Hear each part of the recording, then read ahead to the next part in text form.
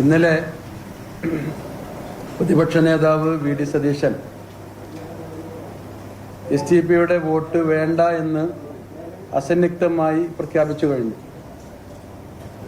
ഇത് അദ്ദേഹത്തിന്റെ ഒരു പുതിയ നിലപാടായി നമ്മൾ പരിഗണിക്കുന്നില്ല. അദ്ദേഹം മുമ്പും കഴിഞ്ഞ ലോക്സഭാ തിരഞ്ഞെടുപ്പിൽ കോൺഗ്രസുമായി ധാരണയാക്കിയതിനു ശേഷം പ്രഖ്യാപിച്ച പിന്തുണയെയും അദ്ദേഹം പിന്നീട് തള്ളിപ്പറയുകയും എസ്.ടി.പിയുടെ വോട്ട് വേണ്ടെന്ന് പറയുകയും ചെയ്തിരുന്നു. അതുപോലെ ലോക്കൽ ബോഡി തെരഞ്ഞെടുപ്പിൽ ഇലക്ഷന് ശേഷം പ്രസിഡന്റ് തെരഞ്ഞെടുപ്പ് നടന്നപ്പോഴും അദ്ദേഹം ഇത്തരം നിലപാട് സ്വീകരിച്ചിരുന്നു. ഈ നിലപാടിന്റെ ആത്യന്തികമായ ഗുണഭോക്താക്കൾ കേരളത്തിലെ ബി.ജെ.പി. ആണ് എന്നതാണ് ഇതിന്റെ പ്രത്യേകത. നമ്മൾ കഴിഞ്ഞ പഞ്ചായത്ത് തിരഞ്ഞെടുപ്പിൽ അദ്ദേഹത്തിന്റെ ആ പ്രഖ്യാപനം ഗുണം ചെയ്തത് ബി.ജെ.പിക്കാണ്.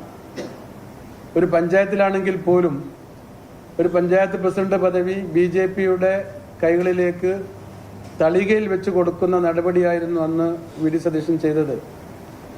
ഒരു കാരണവുമില്ലാതെ, അല്ലെങ്കിൽ ബി.ജെ.പിയെ ഒരു പഞ്ചായത്തിന്, കേരളത്തിലെ ഒരു പഞ്ചായത്തിന്റെ പ്രസിഡന്റ് പദവിയിലേക്ക് എത്തിക്കുന്നതിന് അന്ന് അദ്ദേഹത്തിന്റെ നടപടി കാരണമായിട്ടുണ്ട്. എന്നുവെച്ചാൽ അത് ബോധ്യമായിട്ട് പോലും, ഒരു സാധ്യതയായിരുന്നില്ല, അത് ഒരു ബോധ്യമായിട്ട് പോലും അദ്ദേഹത്തിന്റെ ആ നടപടി ബി.ജെ.പിക്കാണ് ഗുണകരമായത്.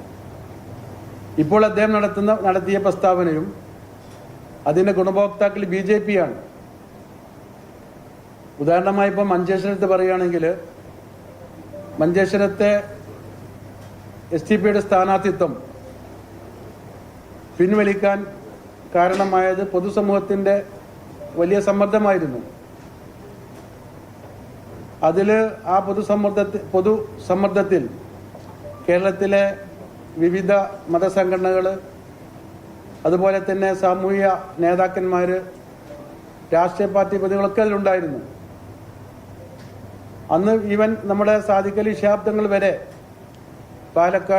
മഞ്ചേശ്വരത്ത് എസ്.ടി.പി.ഐ മത്സരിക്കാതിരിക്കുന്നതാണ് നല്ലത്, അങ്ങനെ മത്സരിക്കരുത് എന്ന്, അങ്ങനെ മത്സരിച്ചാൽ മതേതര വോട്ടുകൾ ഭിന്നിച്ചു പോകും എന്ന് അദ്ദേഹം പറഞ്ഞിരുന്നു. ഇതിന്റെ നേർവിപരീതമാണ് വി ഡി സതീശൻ പറയുന്നത്. ഞങ്ങൾക്ക് വി ഡി സതീശനോടും അതുപോലെ UDF-ലെ നേതാക്കന്മാരോടും കോൺഗ്രസിന്റെ ഉന്നതരായ നേതാക്കന്മാരോടും ചോദിക്കാനുള്ളത്, ഇത് കോൺഗ്രസിന്റെ ഒരു പോളിസിയാണോ എന്നതാണ്.